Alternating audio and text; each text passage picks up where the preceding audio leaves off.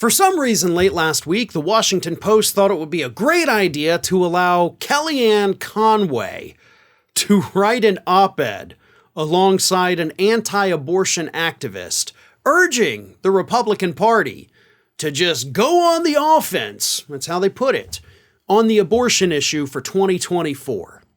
Now, Kellyanne Conway wrote this with the Susan B. Anthony Pro-Life America president, Marjorie Dannenfelser. And what they say in this op-ed is, hey, Republicans, you're being too quiet about abortion. You need to go out there and talk about it all the time. Talk about how we're going to ban it. You need to go on the offense because that's totally how Republicans are going to win in 2024, right?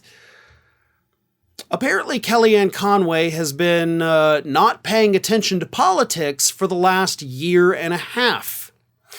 Now, recently, Simon Rosenberg, political strategist, put this information on social media, on Twitter.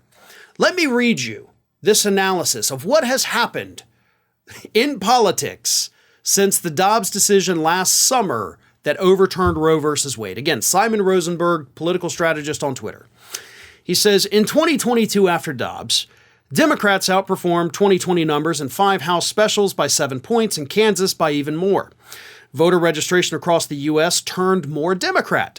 Democratic candidates dramatically outraised GOP opponents. Democrats did better in early voting than in 2018 and in 2020. In 2022 after Dobbs, in a red wave midterm, Democrats picked up a Senate seat, 2 governorships, 4 state legislative chambers, and kept the House historically close. They outperformed their 2020 numbers in Arizona, Colorado, Georgia, Michigan, Minnesota, New Hampshire, and Pennsylvania, and they got to 59% in Colorado, 57% in Pennsylvania, 55% in Michigan, 54% in New Hampshire. And in 2023, we've seen similar levels of Democratic intensity and overperformance, 56% in GOP-held Wisconsin SCOTUS seat race. Unexpected wins in traditionally GOP cities of Colorado Springs and Jacksonville, Florida. 57% in Ohio on issue 1 that would have made it easier to ban abortion in Ohio. Fundraising is up over 2019 levels at this point. And yeah, that's all because of Dobbs. We've even seen, and this wasn't mentioned by Rosenberg, but we saw last year where Kansas, deep red Kansas, had an amendment on their ballot to the state constitution to ban abortion. And even deep red Kansas saw that and said, oh, hell no, we're not going to do that. Sean Hannity recently came out after that Ohio vote a couple weeks ago. And Sean Hannity admitted that maybe Republicans are a little bit too extreme on this issue. It's clearly not resonating with the public. And here we have Kellyanne Conway, somebody who's actually never ran a campaign in her life. And the few that she's been involved with have been wildly unsuccessful, out there giving Republicans the worst possible advice you could give them. Go out there and campaign on taking away women's rights.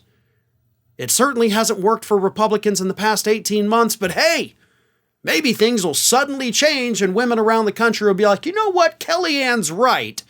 I don't deserve to make my own healthcare decisions. Right, Kellyanne? Is that what you're thinking? Because if you continue giving Republicans such horrible advice, Democrats are going to be throwing one massive party after next year's elections. So keep it up. Ring of Fire has fresh content 7 days a week, so if you want to be reminded about it, don't forget to subscribe to the channel, hit the little bell to be notified every time a new video goes up.